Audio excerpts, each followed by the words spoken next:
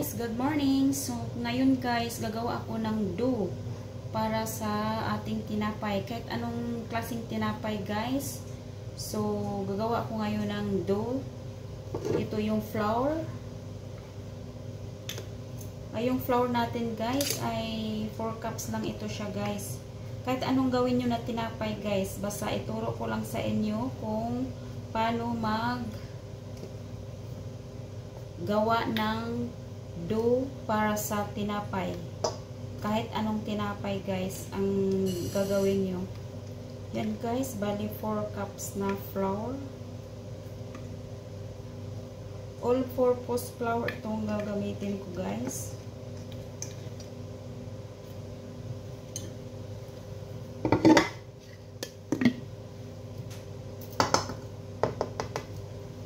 So ayan ang ating flour. Sugar 6 spoon.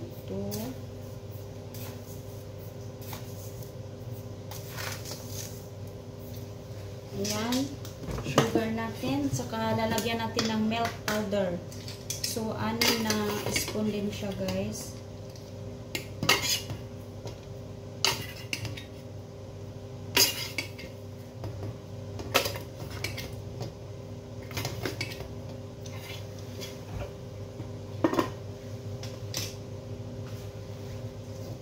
So, ayan. Lalagyan ko ng 2 teaspoon na baking powder.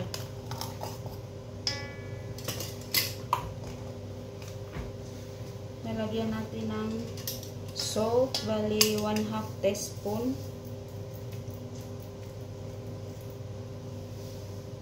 Oh, 1/2 teaspoon na salt.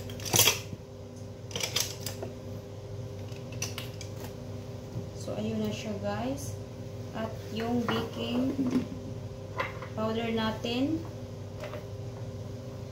2 teaspoon, sugar 6 tablespoon, milk powder 6 tablespoon, at lalagyan naman natin ng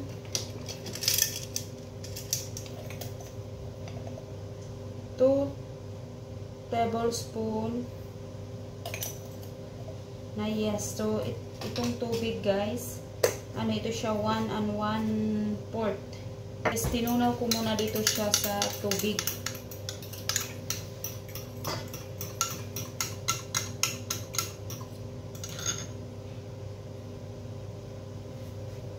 Three-fourth yung ating cooking oil.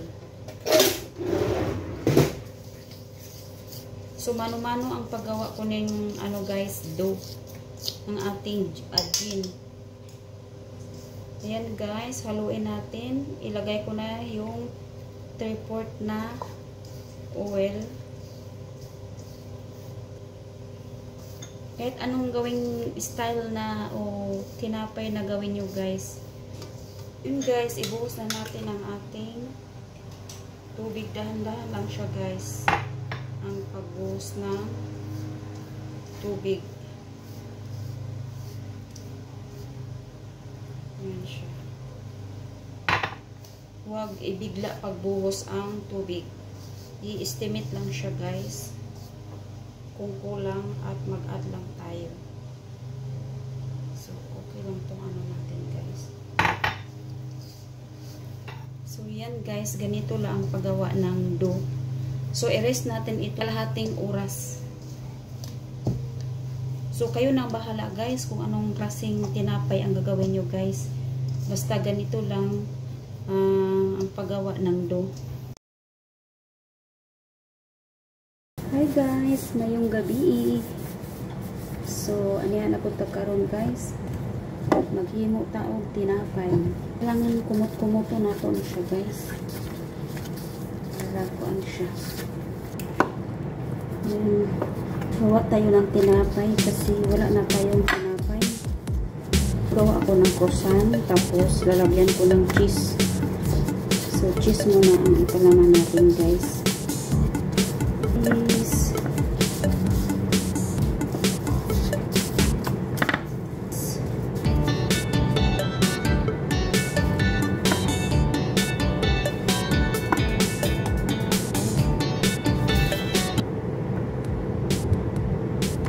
Ganyan lang siya guys. Simple lang siya. Simple lang siya. So may cheese ako. Lalagyan ko ng cheese. Lalagyan ko ng cheese sa loob. Dili ra parigdag ko ni atong size kay di man ni siya baligya guys. Ato naman ni siyang ikuan. Ato ra ni siyang itimo. Timo ra nato ni siya guys. Gawa sana ako ng pizza guys kaso kulang tayo ng ingredients. Sa sunod na lang pag meron tayong ingredients. So tinapay lang muna. Ari muna na sa tinapay. Uy, wala nagtarong akong cutting. Lang siya. Itong kamay ko kaya hiwi ako mag-cut.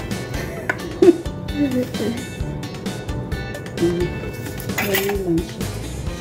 Simple lang siya. Ganyan siya. Diba ang bilis natin nagawa? Ano lang siya. Tapos akong siyang bukangan ako'y kuhaan ng itlog. So ito na siyang bukangan ito. Para masinaw-sinaw siya gamay.